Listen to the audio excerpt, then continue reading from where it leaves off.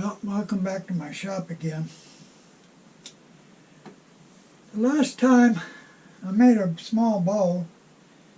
Fact is, it's the last video I made a bowl in. It's a crazy wood bowl. I turned the bottom too thin. I didn't make a funnel. Now, I have made funnel in the past, but I almost made a funnel. It's way too thin to make me happy.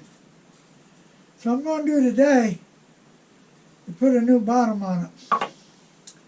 Got a new piece cut here for the bottom. And I'm going to put this in the coal jaws. Bring up the tailstock. I don't know, it's awful thin. Turn the bottom.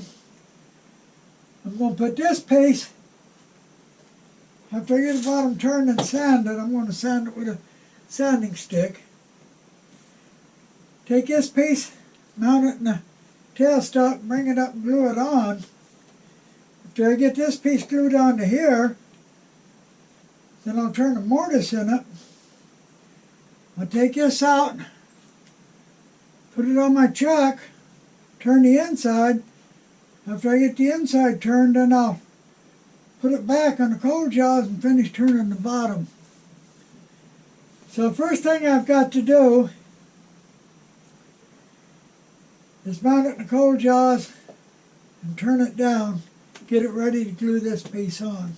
The bottom turned on this, sanded. Got to glue this piece to it.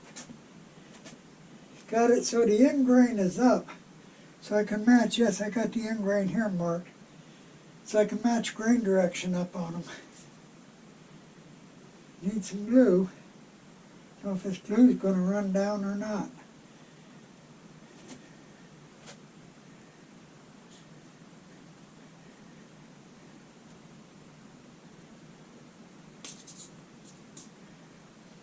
Need to fill more glue up in this bottle. I can tell that. I need a lot more glue in this bottle.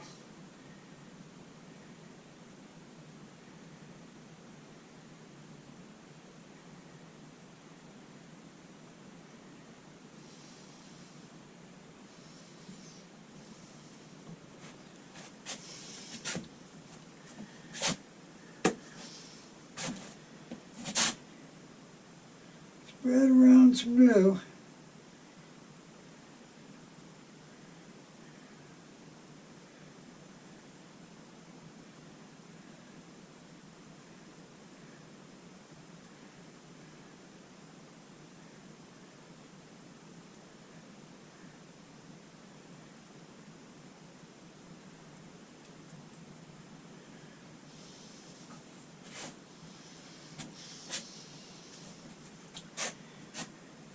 Okay, let's put it on. Make sure I get the end grain up here.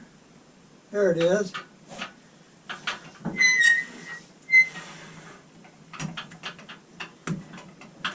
Well, I'm going to spread it around first a little bit. Okay, spread her around some. Now I'll bring the end grain up here. Tighten her down. Let her sit for at least 15 minutes and I'll be ready to turn the mortise in the bottom. It's over 15 minutes. Glue is still wet on the outside. I turn the mortise in it. Now I got to turn it around, take the coal jaws off and put it on the chuck. And turn the bottom of the inside again. After that, then I'll flip it around again, put it back here and finish the bottom. I've got to kind of blend the new bottom into the turning. I think the best tool to do that with is going to be a round carbide bit, medium size, not the big one, not the little one, but the medium one. This one here. Get me a good shear angle and come in and just kind of blend it in a little bit. just a little bit of a dish out in the bottom, then blend it into the side here. Turn down, gotta sand it now. And anybody who watches my videos knows that sanding just takes a couple of minutes. Most people think it's really hard, really time consuming. It's not. If you do it right, it just takes a couple of minutes. Real easy, real quick. Bloodwood is pretty hard and it will clog up your sandpaper, but still, I'm going to do it, start with 80. I'm going to take it all the way through 800, just not skipping any, just a couple of light passes with each one's all it needs. Well, it just took a couple of minutes to sand it and put some shellac in it. Now I got to reverse it again, turn most of this off. This time, be careful not to get it too thin. Yeah, turn it round, and then start turning it down. It's really too much on it now. Turn about half of that off, maybe more. Well, there you have it.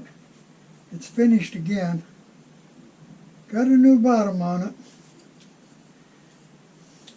Pretty hard to tell. If you look close, you can see where it's on. But that's okay. It ain't thin no more. In fact, it's probably a little too thick this time. So, I appreciate you watching this video. I really appreciate those that subscribe. I'm going to leave my email up here if anybody's got any questions. If you haven't seen all my videos, go to my channel and watch them. I've got 90 videos now, most everything concerning segments. Right now, I'm trying to think up what to do for the next video. I have no idea right at the moment, but I'll think of something. Anyway, thank you for watching and come back and see my next one.